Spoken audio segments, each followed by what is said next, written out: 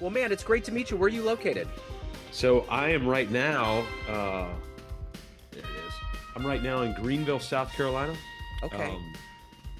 This afternoon we'll be in just east of Asheville, North Carolina. Okay. But we live full time in Bluffton, South Carolina, which is right outside of Hilton Head. Okay. All right, Yeah. cool. Where are you at? I'm in Kansas City, Missouri. Oh, okay. I'll be there for the first time in September or October. I'm going to speak at an event there. So yeah, first time I'll be up there. So, I have a jazz radio show too. So, Yeah. I don't know if you're a fan, but you got to get some barbecue and kind of, if you have a minute, kind of get bathed in the accoutrements of Kansas City. It's fun. Okay, I will. Usually the thing I'm going to speak at is it's called a Builder 20 Club. So whoever the builder is in Kansas City, he's the host. He or she must be the host this time. And then they have builders come from all over the country, 20 of them, and they're all in a group. So they circulate. They meet twice a year, and every 4 or 5 years you host. And the good news is it's like 4 or 5 days. Yeah. And so they really do try to kind of lock you into the uniquenesses around you. So I'm sure we'll do Kansas City barbecue or some, who knows, Oh, yeah. Patrick Mahomes might come by or Yeah. Hey, whatever, you never whatever. know. He'll be Yeah. coming up on his magic horse, his Yeah. unicorn. Yes. Yeah. So yeah, it's fun. It's a fun town, and I need to get to the Carolinas myself. But man, it's great to meet you. I'd love to Yeah. begin our conversation before we get into your good work by asking you 4 years ago, we were really trying to figure out how this pandemic was going to play out. How Yeah. did you survive that time period, and how did it change you? March of 2020, we set a meeting with all of our local clients and some sort of linchpin figures. The mayor of our town, we had a guy who lives where we live, but he's up in D.C. He's a government affairs guy. An accountant, a banker. We just got some key players, all met in a room. We don't know what's coming.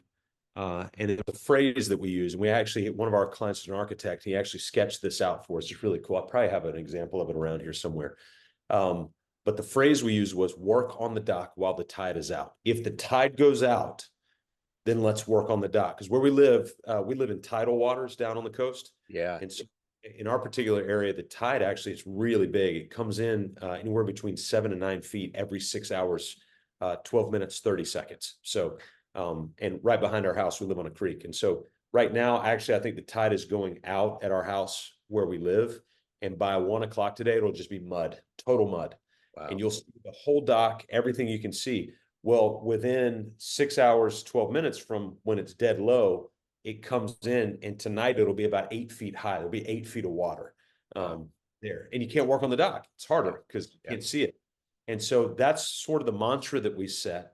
And then we said, whatever comes. Now, the majority of our clients are in the contractor space, engineering and architecture, which lo and behold exploded during COVID. So we had no idea. We thought it was going to crash.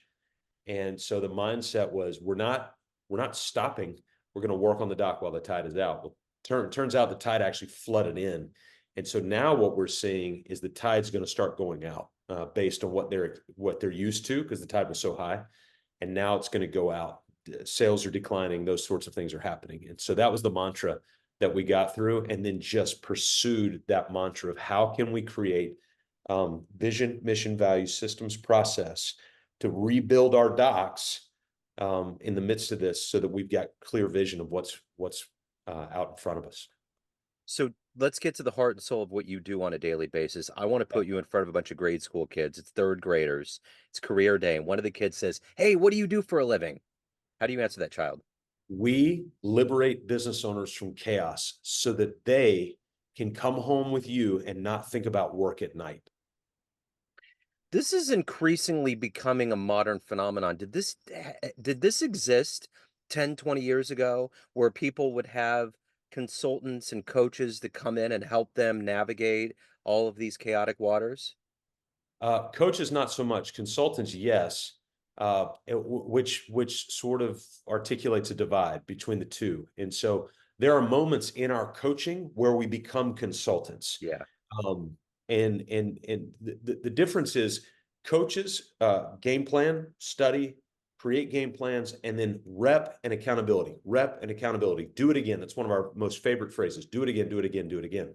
As a consultant, I bring a strategy that theoretically has worked in the past, and I sort of lay out the mechanics of the strategy and go, hope it works.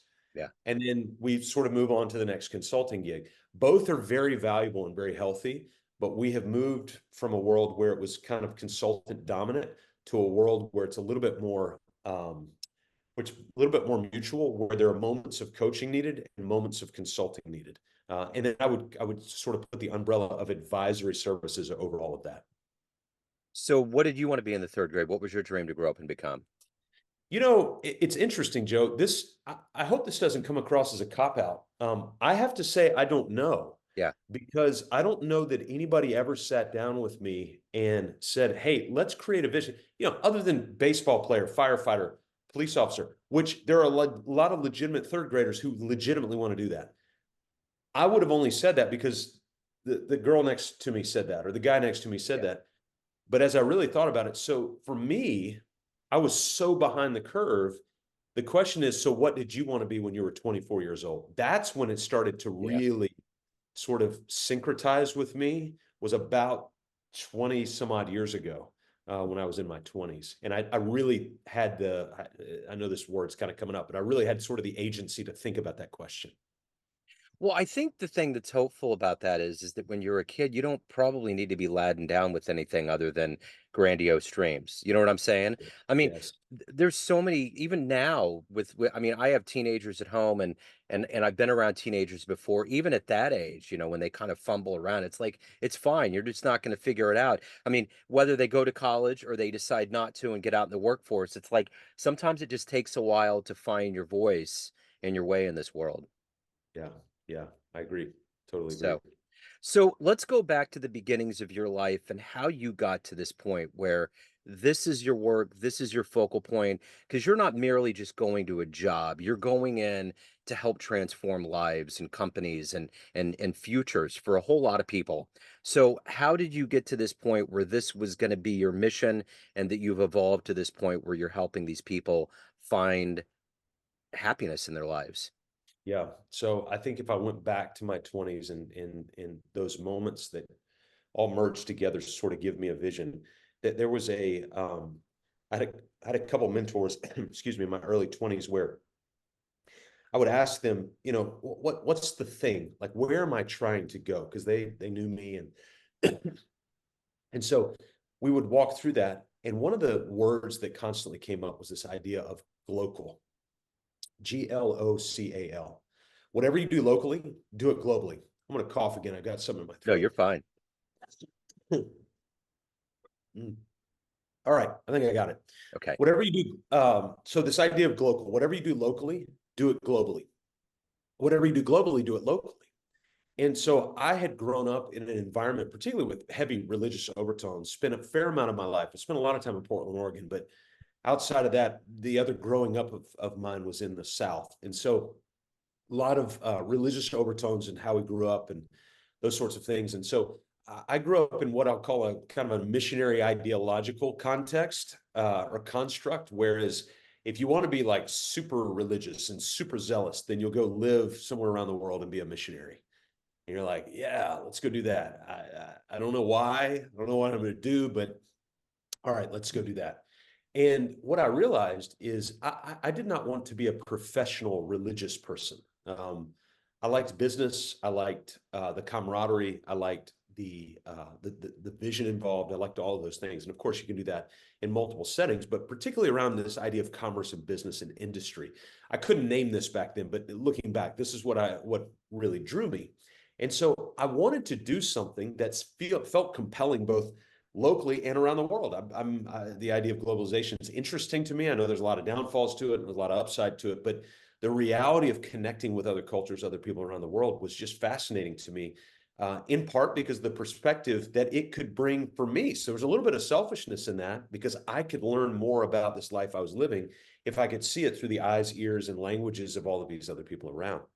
At the same time, I wanted to do meaningful work, like things where the people I was working with, the people I was working for, we could all kind of look at this thing we were doing and go, wow, that is transformational in my life.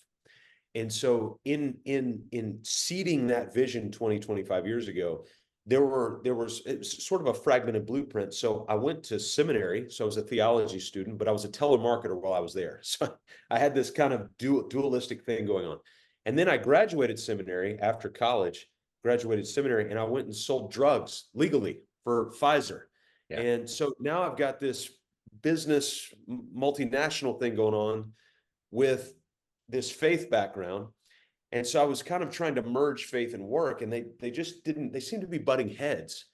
And so then a church asked if I would leave Pfizer and come work for the church. And so I did that. I thought, all right, maybe this is sort of the answer to that. Did that.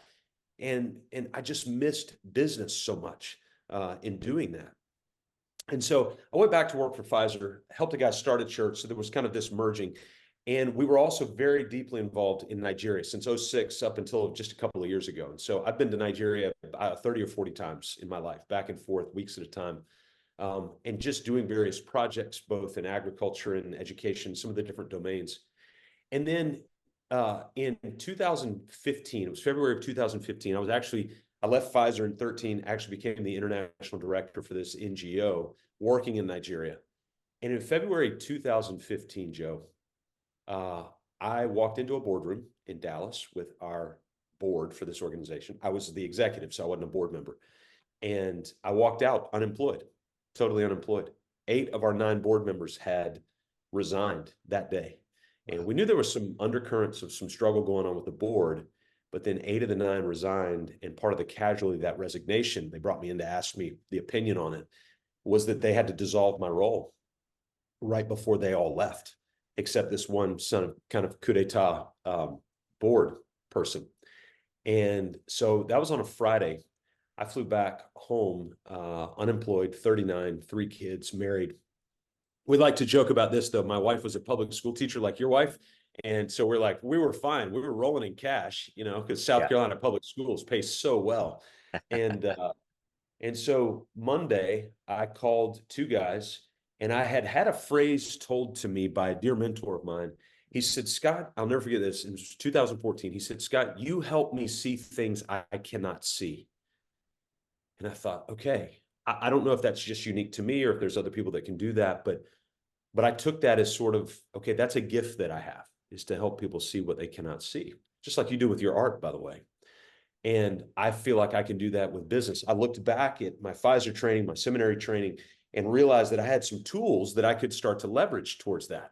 Vision, coordination, values, mission, systematization, process. My dad's an engineer, so I kind of grew up with that mechanical mind, even though I migrated away from engineering. And so I started a business, and I didn't exactly know what the business was going to be, but I started a business coaching owners to develop their vision, mission, values. We have now expanded it. We're almost 10 years in. We've expanded it to where we work and build out purpose, people, process, and profit. And so we've got mechanical structures to do those within the methodology of this idea of coaching and advising. And so it's sort of a fragmented blueprint to how I got to the point where I can now look at this work and go, one of our core values is a work worth doing. And I can say, this is a work worth doing, but it came through about 20, 25 years of real confusion, Yeah. and of a lot of fragments, like broken tile that we've put together for this mosaic to where we're at today. Well, it's interesting because any of the really good people that are considered coaches or even consultants, say in sports, are ones that have been there and have had to figure out over time. Mm, I'm mm. always kind of marvel at like someone like Davey Roberts for the Dodgers, just this scrappy guy that became the World Series hero. Probably never really considered that he would become a World Series coach. I don't know that any of them do. And it just happens. It's just that whole idea of fragmentation, bringing it all together. And sometimes it simply takes effort and time on this planet to refine that process to get where you need to go. Yeah, yeah, no doubt. And a paying attention to it. Yeah. I told you before, and I'll tell you now. I'm just so fascinated by artists, and I'm fascinated by the art that you've created, because it takes into account strokes, broken angles, color, texture, all of these things, and if you took any one of them apart, none of them would make sense. Yeah. You start to put it all together and you're like, okay, it's not, that is not the United States, but it is a fragmented, broken collaboration of something that represents the United States, Yes. this particular example. And so that's, we can, we kind of all feel like we're faking it a little bit. And Annie Dillard, she's a great author, and she was actually writing. I don't know why she wrote about this, but she wrote some writing about a weekly schedule. She got this great artistic poet writing about this super mechanical thing of a weekly schedule. And I'm going to try and remember it. You can look it up in Annie Dillard, but this is sort of a paraphrase of it. She said, a weekly schedule is a net for catching days. Yeah. And I was like, wow, that's really good. And then she said this. She said, a weekly schedule is willed and it's faked and so brought into being. And so I think that's something that I'm wanting to learn more and more, is that to will something, to think it up, to gen it up, and then to fake it, you're actually doing it at that point. Yeah.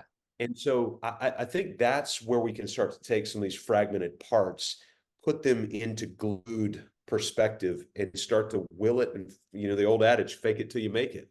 Yeah. And there's a lot of truth to that. And at 10 years in, we're still faking a lot of things based on some background. And lo and behold, they're bringing value to people. Yeah. So who's been a hero for you, an inspiration in your life?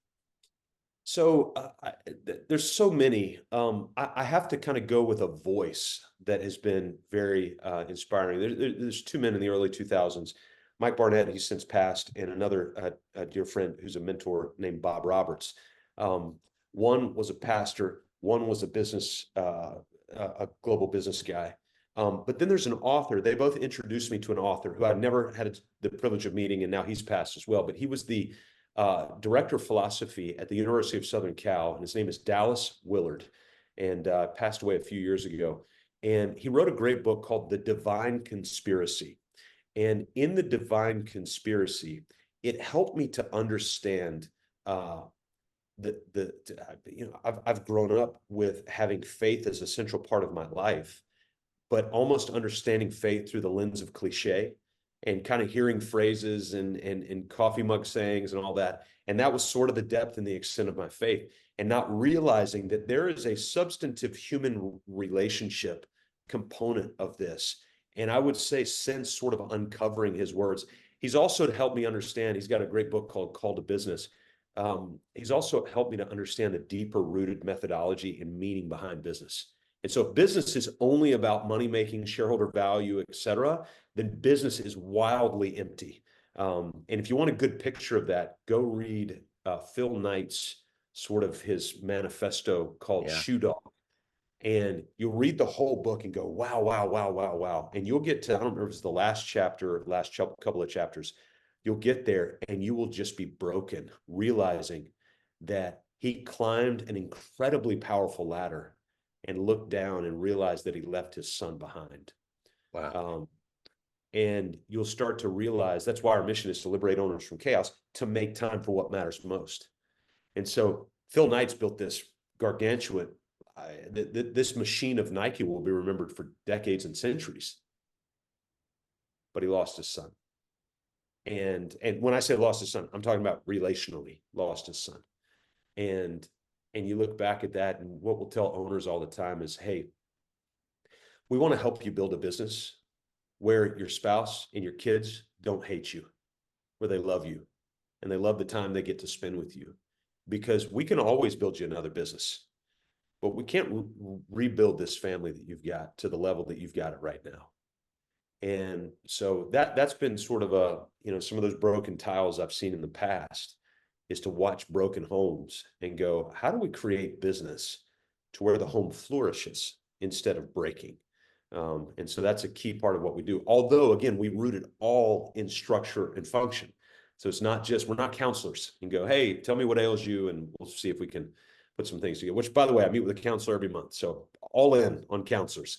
But that's not what we do. We root it in pragmatic structure. And yet at the same time one of our other core values is work is faith. Faith is a conviction of something that you cannot see, Just like you had the conviction of that artwork before Yeah. you ever painted it, you had faith that that thing could exist. Work is the creation of that piece. Yeah. And so you go to work to live out the thing that you couldn't see in the first place. And so that's what we're trying to do.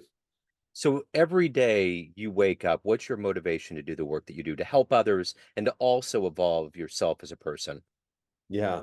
So our mission is a family. And again, I really do hope this doesn't come across as cliche because I can respond quickly to it, but I can respond quickly to it because we use it and it's meaningful and we talk about it all the time. So what drives me is to be a light and to create space through three things: wisdom, adventure, and time around the table. So anytime we can get time around the table with people, clients, friends, family, we take it. Wherever that table is, that table could be a bleacher at the Little League field, 5 nights a week. Well, that's where we used to have dinner. In fact, we joked for about 15 years, our wedding anniversary, we were at a baseball field or a football, something every year. But we always made time to stop, get dinner, sit together, even if it was side by side, and have meaningful conversation, talking about our peaks and pits. We always end dinner with that, by the way.